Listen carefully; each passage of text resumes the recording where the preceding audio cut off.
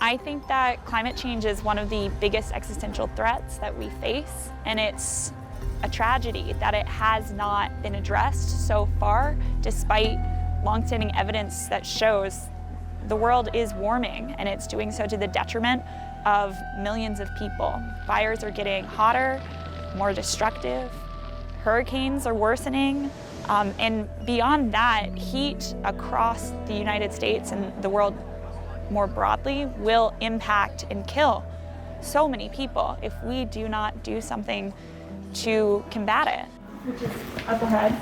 So it's a specific part of the school that's just for students, and it's where we have a lot of our student organizations and academic journals that allow us.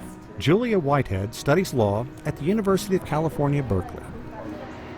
I essentially came to law school because I worked in renewable energy and I focused on various international development initiatives.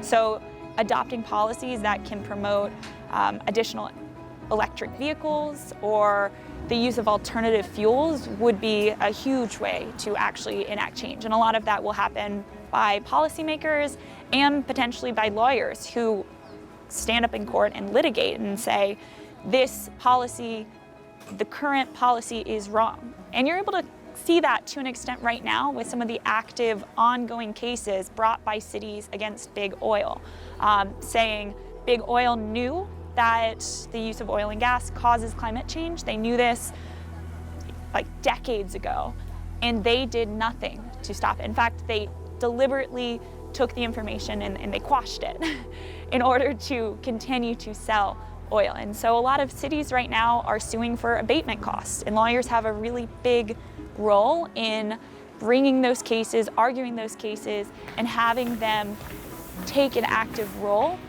in fighting for policies and laws that can genuinely create a livable environment, not just for 10 years, but for 100. And I think that is one of the biggest ways that lawyers and law students can come together and make a difference by advocating for these policies. A lot of this actually is from pre-pandemic, like all of these people graduated. So it's kind of weird. And we have like a 2020 calendar or 2019 calendar.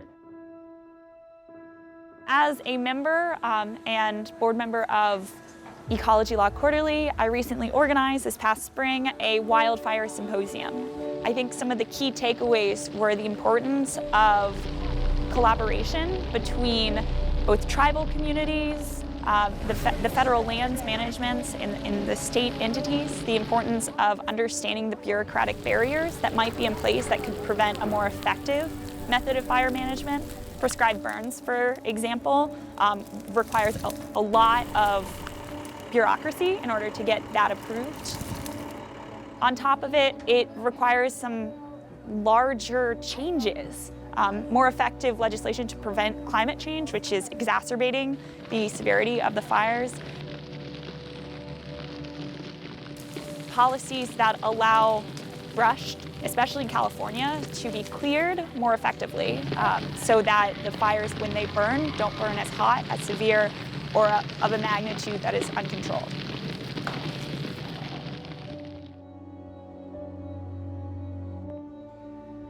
There are a number of ways that students become more involved in advocating for changes that can prevent climate change. Obviously, becoming educated on the topic, being able to speak intelligently, that's, I think, one of the best ways students can become involved.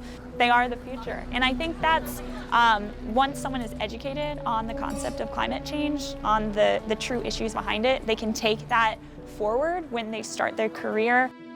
If they join a Fortune 500 company and they're the marketing director, even though that might seem very tangential to affecting change in a meaningful manner, they can choose to take on issues and support policies that can create a more sustainable environment for everyone.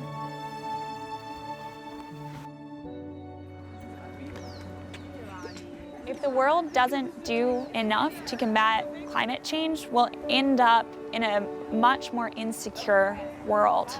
There will be droughts, mass displacement, there will be loss of property and more significantly of life across the globe. And it's not going to be restricted to some of the nations that are being most impacted right now. It's going to be impacting everyone across all countries, across all socioeconomic classes, and it's going to be pretty devastating. And we have the opportunity right now to make policy changes that can mitigate those impacts. And so it's one of the most important areas where we can genuinely change today to improve life for the better in the future.